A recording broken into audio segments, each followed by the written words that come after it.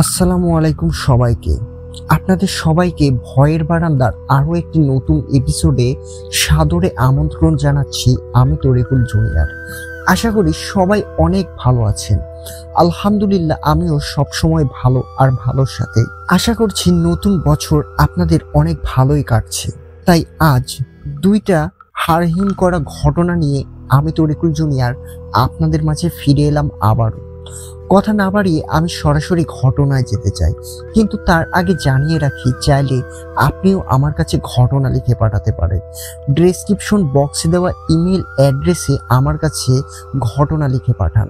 torikul01752@gmail.com লিখে পাঠিয়ে দিন আপনার সাথে ঘটে যাওয়া কিংবা আপনার জানা শোনা ভয়ঙ্কর সব ঘটনাটা অবশ্যই বাংলায় লিখতে হবে। আর আমাদের ভয়ের বারান্দা এই ইউটিউব চ্যানেলটি সাবস্ক্রাইব করে আমাদের সাথে জুড়ে থাকুন। আজকের ঘটনাগুলি ভালো লাগবে অবশ্যই লাইক কমেন্ট করে আপনাদের বন্ধুদের সাথে শেয়ার করতে একেবারেই ভুলে যাবেন না। কমেন্টে জানিয়ে দিন আপনারা কোন ধরনের ঘটনা শুনতে পছন্দ করেন। আমরা ঠিক সেই রকমই ঘটনা কালেক্ট করার চেষ্টা করব। আর কোনো কথা না বাড়িয়ে সরাসরি ঘটনায় যেতে চাই। যেভাবে লেখা আছে সেভাবেই পড়ার চেষ্টা করছি। লিখেছেন, আসসালামু আলাইকুম তরিকুল ভাই, আমি মোহাম্মদ আমিনুল ইসলাম, গ্রাম রাখালডাঙ্গা, ডাকঘর সোনামুড়ি, উপজেলা মিঠাপুকুর, জেলা রংপুর। আমি আপনার ভয়ের বারান্দার বেশ কয়েকটা এপিসোড শুনেছি, আমার কাছে অনেক ভালো লেগেছে। এভাবেই সামনের দিকে এগিয়ে যান, আমরা আপনাদের পাশে আছি। আজকে আমি আপনার সাথে যে ঘটনাটা শেয়ার করতে চলেছি এটা আমার নিজের বড় ভাইয়ের সাথে ঘটে যায়। ভাইয়া যেভাবে আমাদের কাছে বলেছেন আর আমরা যেসব দেখেছি ঠিক সেরকম ভাবেই আপনার কাছে লিখে পাঠাচ্ছি। এর ভেতরে কোনো বাড়িয়ে কিছু লেখা নেই, ঘটনাটা একেবারে বাস্তব। প্রথমে আমি আমার ভাইয়ের মুখ থেকে শোনা ঘটনাটি আপনার কাছে লিখছি। তার আগে আমি আমাদের গ্রামের একটু বর্ণনা দেই। আমাদের গ্রামটা খুব উন্নত একটা গ্রাম ছিল। গ্রামের রাস্তার পাশ দিয়ে ছোটখাটো অনেক আবাদি জমি ছিল, যেটা আসলে কোনো বিল ছিল না। এমনি রাস্তার ধারে পড়ে থাকা জমিতে অনেকে অনেক কিছু চাষাবাদ করত। ঘটনাটা আমার নিজের বড় ভাই দেখেছে। সে যেভাবে আমাদের কাছে বলেছে আমি ঠিক সেভাবে আপনার কাছে লিখে পাঠাচ্ছি। এবার ঘটনায় আসি। বলছেন আমার বড় ভাই, আমি রাতে বাজার থেকে বাড়ি ফিরছিলাম। রাত তখন প্রায় 12টা হবে। চারপাশে চাঁদের আলোর কারণে আমার টর্চ লাইটের প্রয়োজন হচ্ছিল না। রাস্তার ধারের গাছগুলোতে জোনাক পোকার একসাথে জ্বলে ওঠা আবার নিভে যাওয়া একটা মনোমুগ্ধকর পরিবেশ ছিল। চারপাশে ঝিঝি পোকার আওয়াজ, এসব মিলিয়ে পুরো পরিবেশটা যেন শান্ত হয়েছিল। অনেক দূর থেকে কুকুরের আওয়াজ আসছিল। রাস্তা চলতে আমার খুব ভালোই লাগছিল, কিন্তু আমার এই ভালো লাগাটা খুব একটা দীর্ঘস্থায়ী ছিল না। আমি প্রায় আমার বাড়ির কাছেই পৌঁছে গেছি। অনেক দূর থেকেই ফাঁকা জায়গাটা দিয়ে দেখতে পেলাম রফিক চাচার কচু ক্ষেতের ভেতরে লম্বা কিছু একটা দাঁড়িয়ে আছে। এটাকে চাঁদের আলোতে স্পষ্ট বুঝতে পারছিলাম। মনে হচ্ছিল কালো কোনো কিছু দাঁড়িয়ে আছে। প্রথমে আমি ভাবলাম হয়তো চাচা নিজের জমিতে কাকতাড়ুয়া দাঁড় করিয়ে রেখেছে। এভাবেই আমি বেশ খানিকটা রাস্তা এগিয়ে গেলাম। হঠাৎ করে আমার মনে হলো এটা তো আসলে কচু ক্ষেত। এখানে তো শস্য বলে কোনো কিছু নেই। এই ক্ষেতের ভেতরে যা আবাদ করা আছে এটাতে কাকতাড়ুয়ার তো কোনো প্রয়োজনই নেই। তাহলে এরকম ভাবে কি দাঁড়িয়ে আছে? আর আমি যখন দিনের বেলা বাজারে গিয়েছিলাম তখন তো এরকম কোনো কিছু এই জমিতে লক্ষ্য করিনি। এই জমির সামনে দিয়েই আমি অনেক দিন যাতায়াত করেছি, কিন্তু এরকম কোনো কিছু চোখে পড়েনি। তবে আজকে এটা কি দেখছি? এভাবেই আরো বিভিন্ন কিছু ভাবতে ভাবতে আমি যখন সেই কচু ক্ষেতের কাছে এসে দাঁড়ালাম তখন আমি স্পষ্টভাবে দেখতে পেলাম ওটা আসলে কাকতাড়ুয়ার মতোই একজন মানুষ দাঁড়িয়ে আছে, যার উচ্চতা অনেক লম্বা, কিন্তু চাঁদনি রাত থাকলেও আমি তার মুখটা স্পষ্ট বুঝতে পারছিলাম না। সে অনেক লম্বা ছিল আর কালো একটা আলখাল্লা পরা।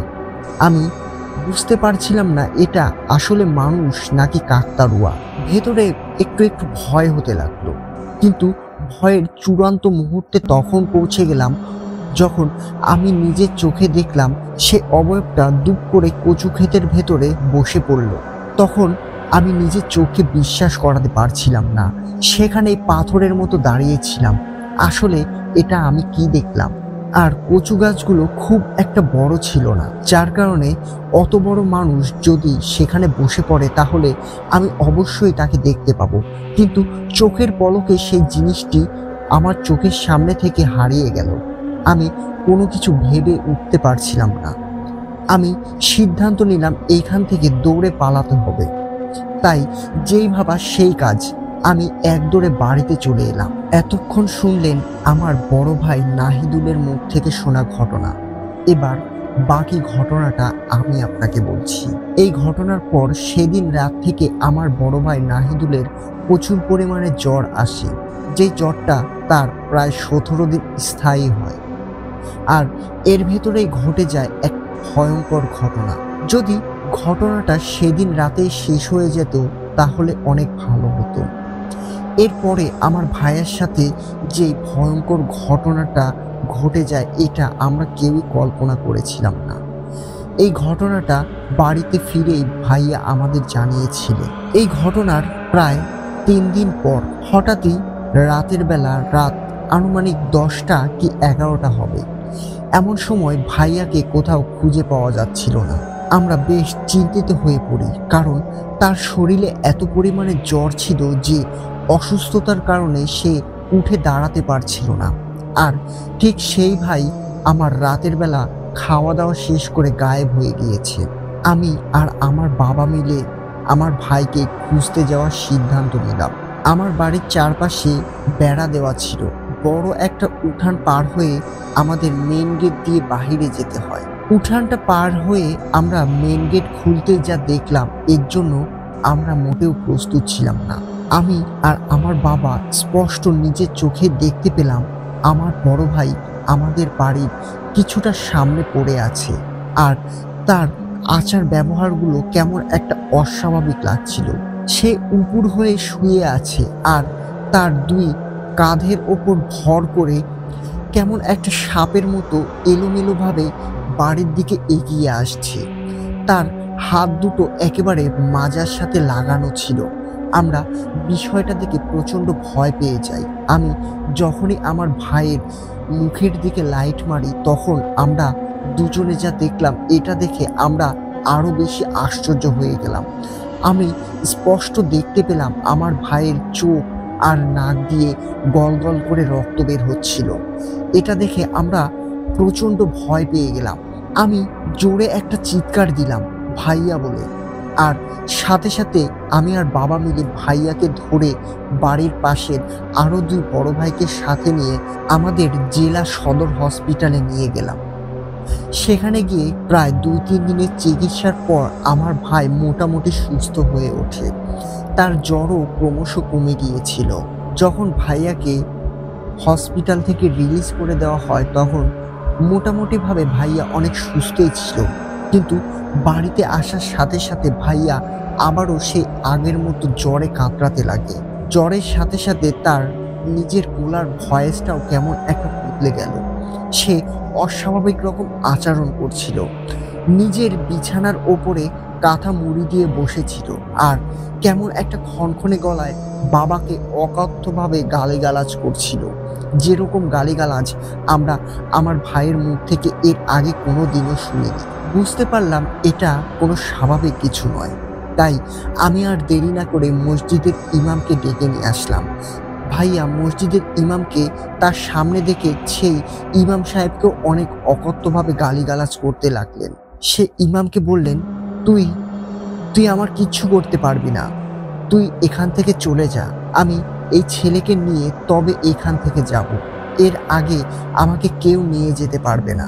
ইমাম সাহেব ভাইয়াকে কিছু দোয়া দরুদ করে ফু দিলেন আর সাথে সাথেই ভাইয়া উঠে দাঁড়িয়ে ইমাম সাহেবের গালে সজোরে একটা থাপ্পড় মারলেন। আর যেই থাপ্পড়ের আঘাতে ইমাম সাহেব সেখানেই জ্ঞান হারালেন। আমরা ধরাধরি করে ইমাম সাহেবের জ্ঞান ফেরালাম। তিনি আমাদের বললেন এটা খুব ভয়ঙ্কর রকমের খারাপ একটা জিন, আর এই জিনকে তাড়ানো তার দ্বারা সম্ভব নয়। আমরা যেন কোনো ভালো হুজুরকে দেখাই।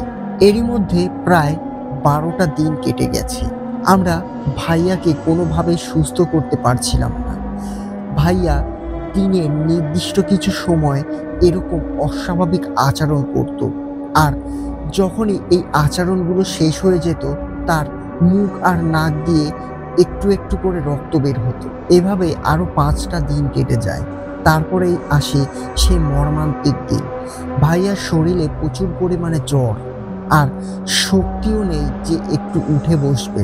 এমন সময়ে সেই জিনটা আবারও ভাইয়ার শরীরে হাজির হয়, আর আবারও আগের মতো অকথ্যভাবে গালিগালাজ করতে লাগে। আজকে তার কথার ভেতরে কেমন একটা অনুভূতি ছিল।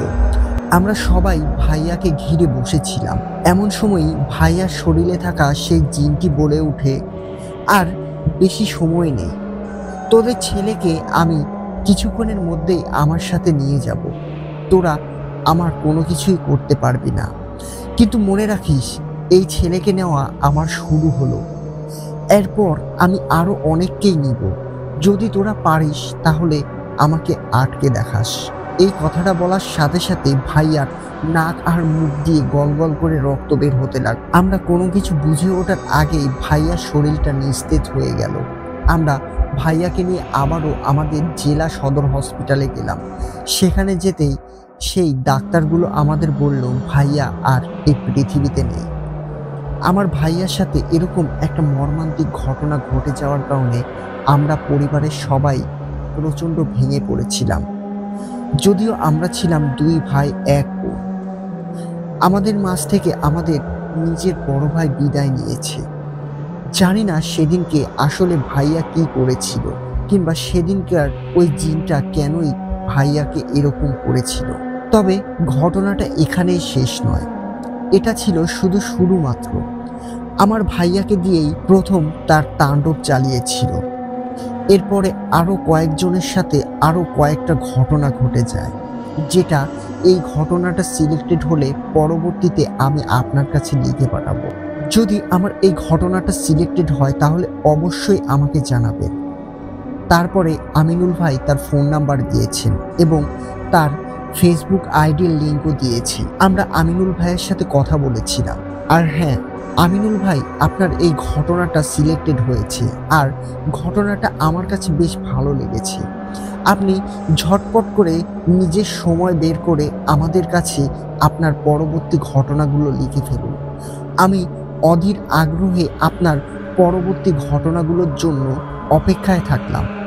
আশা করছি ঘটনার শেষে অবশ্যই কিছু চমকপ্রদ আছে, কারণ এরকম একটা জিন আপনার ভাইকে নিয়ে গিয়েছে, আর এই জিনটি আপনাদের এলাকায় আরো তাণ্ডব চালিয়েছে। তাহলে এর প্রতিকার কি হলো এটা আমি জানতে চাই। শুধু আমি নয়, আমাদের আরো সব শ্রোতা বন্ধুরাও এটা জানতে চায়। তাই আপনি ঘটনাটা নির্দ্বিধায় আমার কাছে লিখে পাঠান। আমিনুল ভাইয়ের এই ঘটনাটা আপনাদের কাছে কেমন লাগলো অবশ্যই আমার কাছে কমেন্ট করে জানাবেন। চলে যাব আমাদের দ্বিতীয় এবং শেষ ঘটনায়। আশা করছি এই ঘটনাতেও আপনাদের আমরা পাশে পাব। চাইলে আপনিও আমার কাছে ঘটনা লিখে পাঠাতে পারেন। ডেসক্রিপশন বক্সে দেওয়া ইমেল অ্যাড্রেসে আমার কাছে ঘটনা লিখে পাঠান। torikul01752@gmail.com লিখে পাঠিয়ে দিন আপনার সাথে ঘটে যাওয়া কিংবা আপনার জানা শোনা ভয়ঙ্কর সব ঘটনা। ঘটনাটা অবশ্যই বাংলায় লিখতে হবে। আমাদের ভয়ের বারান্দা এই ইউটিউব চ্যানেলটি সাবস্ক্রাইব করে আমাদের সাথেই থাকুন। চলে যাচ্ছি আমাদের দ্বিতীয় ঘটনায়।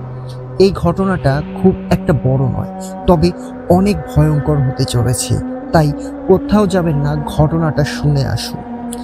তিনি লিখেছেন, আসসালামু আলাইকুম তরিকুল ভাই, আমার নাম শুভ। আমি বরিশালের গৌরনদী উপজেলার ছোট্ট গ্রাম ভীমপুরে থাকি। আমার বাড়ি গ্রামের শেষ প্রান্তে, একদম নদীর ধারে। আমি আপনাদের ভয়ের বারান্দার বেশ কয়েকটা এপিসোড শুনেছি, তাই আমার কাছে থাকা আমার নিজের সাথে ঘটে যাওয়া ভয়ঙ্কর একটা ঘটনা আপনার কাছে লিখে পাঠালাম। লেখার মাঝে ভুল ত্রুটির জন্য আমি আন্তরিকভাবে দুঃখিত। আমার এই ঘটনাটা সিলেক্টেড হলে অবশ্যই আমাকে জানাবেন। তারপরেই শুভ ভাই তার ফোন নাম্বার দিয়েছেন। তারপরে তিনি লিখেছেন, আমাদের বাড়ি গ্রামের শেষ প্রান্তে, একদম নদীর ধারে। চারিদিকে গাছপালা, আর সন্ধ্যা নামলেই স্তব্ধতা গ্রামটাকে ঢেকে ফেলে। তবে আমি কখনো ভূতপ্রেত বা এই ধরনের কোনো কিছুকে বিশ্বাস করতাম না, কিন্তু গত বছরের এক রাত আমার বিশ্বাসকে চিরদিনের জন্য বদলে দিয়েছিল। সেদিন ছিল শীতের রাত তখন প্রায় 11টা। আমি বাড়ি ফিরছিলাম আমাদের গ্রামের পেছনের বটতলার রাস্তা দিয়ে। সেই রাস্তাটা গ্রামের সবচেয়ে ভয়ঙ্কর জায়গা বলে পরিচিত। ছোটবেলা থেকেই শুনেছি বটতলা গাছের নিচে নাকি এক মহিলা আত্মহত্যা করেছিল। তারপর থেকেই নাকি রাতে ওইখানে গেলে আর ফিরে আসে না। তবে আমি এসব বিশ্বাস করতাম না। সেই রাতে রাস্তার মাঝখানে হঠাৎ দেখলাম একটি বয়স্ক মহিলা রাস্তার একপাশে বসে আছে। তার গায়ে সাদা শাড়ি, একদম চুপচাপ মাথা নিচু করে বসে আছে। আমি থেমে জিজ্ঞাসা করলাম, মা, আপনি এখানে বসে আছেন কেন? এত রাত হলো, বাড়ি যাবেন না? মহিলা কোনো উত্তর দিল না। আমি একটু ভয় পেলাম। তারপর যা ঘটলো আমি এখনো ভাবলে কেঁপে উঠি। হঠাৎ সেই মহিলাটা ধীরে ধীরে মাথা তুলল, মুখটা একদম পুড়ে যাওয়া, তার চোখ দুটো অস্বাভাবিক লাল। হঠাৎ সে হাসি দিতে শুরু করলো, এমন এক ধরনের হাসি যা আমার বুক কাঁপিয়ে দিল। তারপরে সে ফিসফিস করে বলল, তুইও কি আমার মতো এখানে থাকবি? আমি এই কথাটা শুনে দৌড়াতে শুরু করলাম। পেছনে তাকানোর সাহস ছিল না। দৌড়াতে দৌড়াতে বাড়ি ফিরলাম। বাড়ির সবাই তখন ঘুমিয়ে। ভয়ে কিছু বলতে পারছিলাম না। পরের দিন সকালে শুনলাম সেই বটতলার রাস্তার আগেই একজনের রহস্যময় মৃত্যু হয়েছে। তারপর থেকে আমি আর রাতে বাড়ি থেকে বের হইনি। আজও মাঝে মধ্যে রাতের বেলায় সেই হাসির শব্দ আমার কানে ভেসে আসে। আমি জানি না ওই রাতে সত্যি কি ঘটেছিল, তবে এতটুকু জানি আমাদের গ্রামের ওই বটতলাটা কোনো সাধারণ জায়গা নয়। সেখানে সত্যি প্যারানর্মাল কিছু ঘটে। ঘটনাটা এখানেই শেষ। এরপরে আমার সাথে আর কোনো কিছু ঘটেনি। তবে আমার শোনা আরও কয়েকটা ঘটনা আছে, যেটা এই ঘটনাটা সিলেক্টেড হলে আমি আপনার কাছে লিখে পাঠাবো। ততদিনের জন্য ভালো থাকবেন আর আমার জন্য দোয়া করবেন। আজকের মতো বিদায় নিচ্ছি। আসসালামু আলাইকুম। ওয়ালাইকুম আসসালাম। ধন্যবাদ শুভ ভাইকে, তিনি অনেক সুন্দর করে চমৎকার একটা ঘটনা আমার কাছে লিখে পাঠিয়েছেন। ঘটনাটা আমার কাছে অনেক ভালো লেগেছে। আপনাদের কাছে কেমন লেগেছে অবশ্যই কমেন্টে আমাদেরকে জানাবেন। আর এটাও জানাবেন আপনারা কোন ধরনের ঘটনা শুনতে পছন্দ করেন। আমরা ঠিক সেই রকমই ঘটনা কালেক্ট করার চেষ্টা করব। আমাদের ভয়ের বারান্দা এই ইউটিউব চ্যানেলটি সাবস্ক্রাইব করে আমাদের সাথেই জুড়ে থাকুন। ভিডিওটি ভালো লাগলে অবশ্যই একটা লাইক দিবেন। আজকের মতো বিদায় নিচ্ছি। কথা হবে অন্য কোনো এপিসোডে। সবাই ভালো থাকবেন আর নিজের খেয়াল রাখবেন। আসসালামু আলাইকুম।